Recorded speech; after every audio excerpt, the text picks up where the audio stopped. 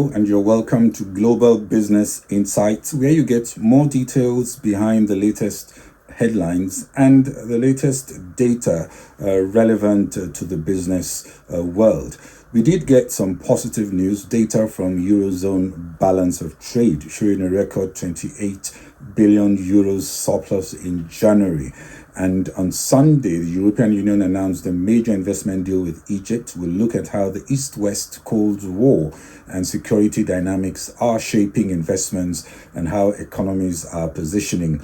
Alphabet shares were up over 7% on market open after a report that Apple is in talks to license Google's AI toolset, that's Gemini, for future iPhones. And we consider the main driver of sentiment this week, which is the Federal Open Markets Committee meeting, the Federal Reserve Monetary Policy Forum on Wednesday, and what we can expect from that meeting. The Bank of Japan meeting is also deciding on rates earlier. That's tomorrow, and it'll kick off perhaps or at least signal an emergence from negative interest rates as unions secure the highest wage hikes since 1991. And then we look at the South African Reserve Bank, where the governor has been appointed for a third term as the president seeks stability.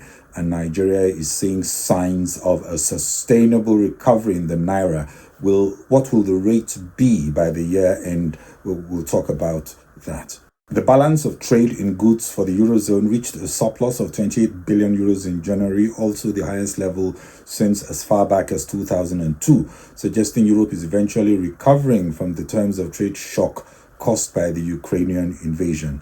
In 2023, the Eurozone saw a trade surplus of 64 billion euros, much better than the record 335 billion trade deficit it suffered in 2022.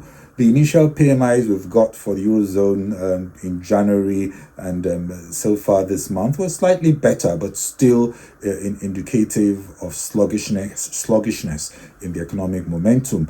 A trade surplus implies increased production and healthy demand, external demand, boosting job opportunities in domestic industries.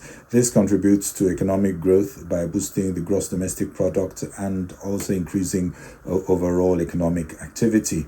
We also saw signs earlier of a healthier external demand helping Chinese industrial production, which saw production increased in February by 7% on an annual basis, higher than 5% expected, and also higher than 6.8% recorded in January, driven also by uptick in demand for exports. Again, another sign of a rebound in the external sector, boosting industrialized economies.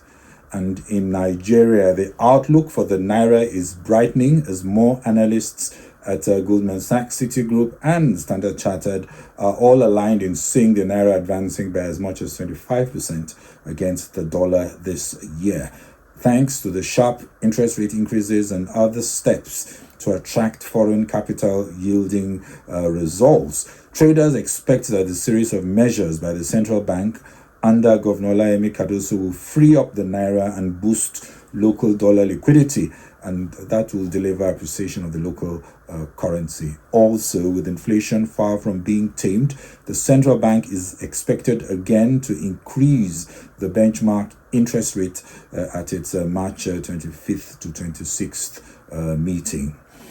The Naira rose 0.4% to 1,602 Naira a dollar last Friday, only slightly stronger than the parallel market rate of 1,610 Naira to the dollar. Analysts see the range for the dollar by year end at 1,200 to 1,400. While there is no doubt that pronouncements have been in the right direction, execution suggests foreign exchange related processes are still transitioning out of the era of capital controls, and when you combine that with a fiscal excess, crude theft and leakages pushing demand for FX and capital flight, it remains unclear what the rate could be by the end of the year. The US Fed's policy meeting on Wednesday could either be quite consequential in being a catalyst for sentiment, or it may just extend the let's wait and see the data period. The focus will be on the summary of economic projections, which may just confirm what we already know, that's 3 cuts this year. But we could see slightly higher economic growth trending with lower future inflation, even as there is almost 100% chance of rates left unchanged at the meeting. The Fed is practiced in using language that opens the door for a wide range of possibilities and is unlikely to jolt markets. But we learn from what is said and perhaps what is not said. If, on the other hand, the FOMC reduces hopes of rate cuts this year, that could douse market enthusiasm with a volatile market action expected. Already, many are shifting to fewer cuts. Over 2/3 of those surveyed in a recent Financial Times Chicago booth poll, they think the Fed will make 2 or fewer cuts this year. That's 2/3 of those surveyed think they will make 2 or fewer cuts this year, as the Fed is struggling to complete the last mile of its battle with inflation. And the most popular response in the survey for the timing of the first cut was split between July and September. The European Union has pledged an $8.1 billion aid package for Egypt in a mix of grants and loans announced by the Commission President Ursula von der Leyen on Sunday. This will be disbursed through 2027 to help Egypt overcome its worst economic crisis in decades. UAE had also pledged a $35 billion investment equivalent to Egypt's entire foreign reserves in February, the largest foreign investment in Egypt's history, which may have rescued the economy and averted another major crisis. Just before the UAE deal, Egypt devalued the pound, and International Monetary Fund talks concluded with another $8 billion loan deal. The UAE deal is huge by any standard. 24 billion of the amount would be for the Ras El Khaimah's development rights. That's mainly real estate and tourism, and $11 billion for other projects. Von der Leyen has said that, speaking at the event hosted by Egyptian President Abdel Fattah el-Sisi, said that Egypt was seen as politically and economically strategic in a sensitive neighborhood. The EU is trying to upgrade the relationship with Egypt, also an important lever for managing conflicts in the neighboring Gaza and Sudan. Another unspoken goal will be to ensure stability and avoid return of more radical Islamist groups like the Muslim Brotherhood. When you look at emerging Africa, Egypt has always been seen as one of the brighter, larger economies and attractive spots in terms of growth potential and investment yields. Others could be South Africa and Nigeria. South Africa's position in BRICS suggests a closer alignment with Russia and China. And talking of Russia, Putin just won a 5th term in an inevitable landslide election. Talking of neutrality, Nigeria is perhaps the most neutral when you look at the large African economies, Egypt, South Africa, and Nigeria, and when you consider alignment in the East-West Cold War, a war that is increasingly partitioning Africa. Neutrality can be a competitive strength, similar to how countries like Vietnam are positioning as an alternative to China and India. But we also seen countries like Sierra Leone, the UAE, and Vietnam courting Chinese and US security cooperation at the same time. Increasingly, investment in emerging economies is linked, albeit in a subtle way, to security cooperation. For example, in many cases, the United States shores up external security, protecting its partners militarily against regional threats. China tends to do more in providing internal security, giving governments the tools to combat social disorder and political opposition. The new trend of neutrality allows countries like, say, Nigeria, instead of choosing one or the other, to appeal to both the US, Europe, and China, rather than choosing just one of those countries. And countries have been increasingly able to pursue these dual relationships in larger economies because investment opportunities are often not in direct competition. And the advanced powers, Washington and Beijing, seem to have no choice but to permit it.